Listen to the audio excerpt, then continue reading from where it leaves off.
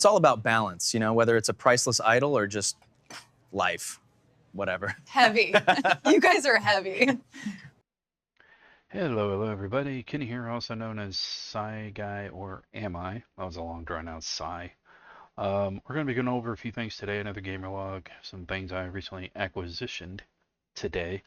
3 games and 1 Blu-ray set, which is amazing. I had these in layaway locally for a while. I ended up trading some things in to get them. Plushies, a couple other things. Even 1 upgrade, I got rid of the other. And 2 things I didn't know they had. So it's pretty amazing. So anyway, let's go on to jump into this. Forgive any sound problems or video problems. This is a bit of a last minute thing. But let's see what we're getting into. Okay, so first, and for me, a bit of the cream of the crop was a Black Label Final Fantasy VIII. Now, it's not without its damage. You got a crack here. There is a crack on the back right here. So I do need to get another case, but other than that, it's still in really great condition. I traded in my greatest hits copy to get this. You probably saw that in a previous video. I have now upgraded. No longer have the mirrored discs, which drive me nuts. These are full-blown originals. And even got the instruction booklet, if I can get it out. There we go. It's in really good condition. No real water damage or anything like that. No dog earring, which is amazing. The only thing that is really wrong with the game, I don't know if I can get a good shot of it. You could probably see it there. Say hi to the camera. There's some scratches on disc 2. Now, I'm currently looking at Mercury. It's a website where you can get like little things here and there. I'm currently looking at getting a copy of disc 2. They have one for $3, but it's $9 shipping, which sadly I cannot afford right now, but it is in great condition again. And again, it was a great buy. Not a bad price. I would say it's about average. It ran me $25. Took me this and the other 3 items about a month to pay off. So worth it. Just using store credit, but hell of an upgrade. Alright, so next up is Tomb Raider Definitive Edition for PS4. By the way, you'll notice here in the video I'm probably not feeling or sounding very well, and my coordination may be off. I'm coming off my ADHD med as of this recording. They have me on Adamziomal, and I'm in withdrawal right now. We're looking at probably a stimulant drug, sadly, which I hate, but I've tried every non-stimulant. So if you see any weird movements or whatnot, that's why, or if I drop a game. Not only am I clumsy right now, but I'm coming off, so there's that. But anyway, the box outside was kind of rough. I mean, it's not perfect, but it was still actually in really good condition. They had 2 of these, which still has some sticker there I gotta get cleaned off. But this was the better of the 2. The box itself is in really good condition. And by the way, to clarify, I knew that they had a definitive edition of Tomb Raider. I just didn't know they released a special edition box for it. And it's really amazing. The disc is in good condition. It contains certain artwork, which I'll kind of flip through. Stuff that's quote unquote never before been seen. It's really cool stuff, input. Although to be honest, I think I remember seeing some of that artwork in the strategy guide. So yeah, anyway, really great find. The only problem I have with this, if it goes in right, and it will not, is that, and you see this a lot in special editions, this inner tab right here, it keeps getting caught on the game. So what I've got to do is take it out, slide the game back in, and it happens over time because this kind of folds up inside, giggity. But the problem is this is kind of tearing, so I got to be careful. Eventually that tab's going to tear off. Get this in here. Hopefully. Come on now. Oh, this is so awkward. There we go. Okay, but again, that tab right there is kind of worn. But anyway, Tomb Raider Definitive. Hell of a fine, decent price. I think I got it for 15. So again, box is pretty rough, but best out of the 2. All right, and so following Tomb Raider, the first one would be the second one, which is, again, I did not know they released a special edition.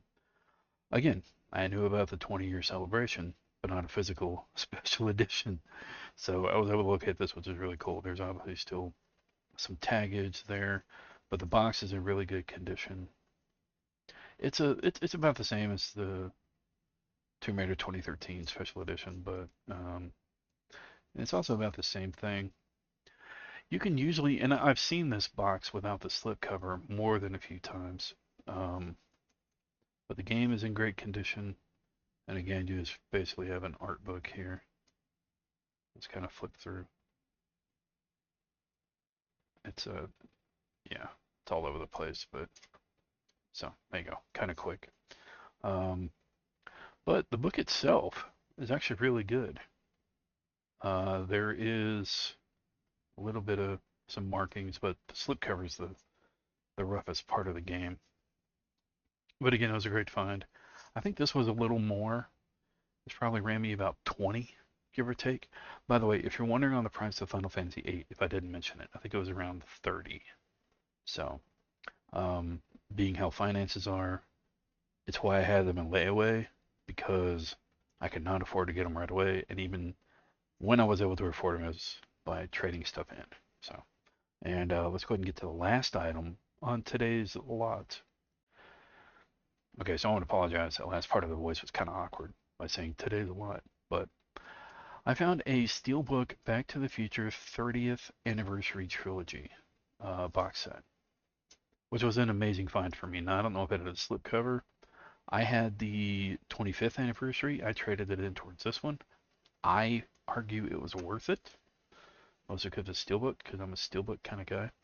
This even still had the thing in it. Now, the discs are in great condition, but again, I think what might be missing is a possible slipcover. But this thing is in such good condition. The only thing that really pops up is right here, and then there's some right up here. It's mostly on the top.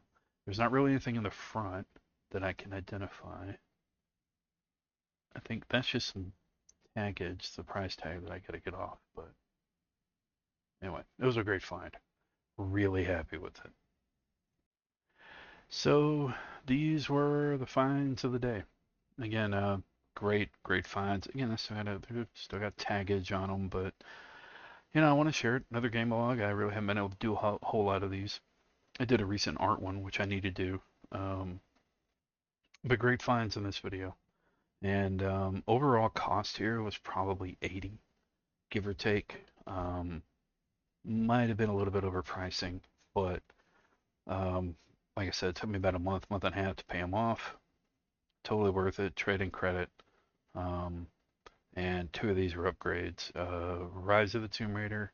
I had one without the slipcover, and now have one with the slipcover, even if it is a little rough. Although the box itself internally is giggity better. The one I have is a little rough. And the upgrade on the Black Label Final Fantasy VIII. And again, if you're not familiar with Black Label and the greatest hits difference, you'll see PlayStation games with the greatest hits. Regular PlayStation is a green label. PS2 was, I totally forget, red label, I believe. Anyway, there's a difference. The greatest hits, when they sell so many, that's when they release those greatest hits versions. But for collector's value, in my opinion, you always want to stick with the original. So, sadly, the greatest hits and the regular version, they always tend to go for the same price. I'm of the opinion you should drop those prices down by about $4 to $5, maybe. But that's what I would do if I ran a game shop or a game website. So, but that's just me. But at the same time, you'd also give less for them. So yeah, there's that. But anyway, thanks for watching. Stay safe, stay sane. Remember, you're awesome. Never let the world tell you otherwise. And I appreciate you hanging out. See ya. So then I told him, that belongs in a museum. Heavy. Right.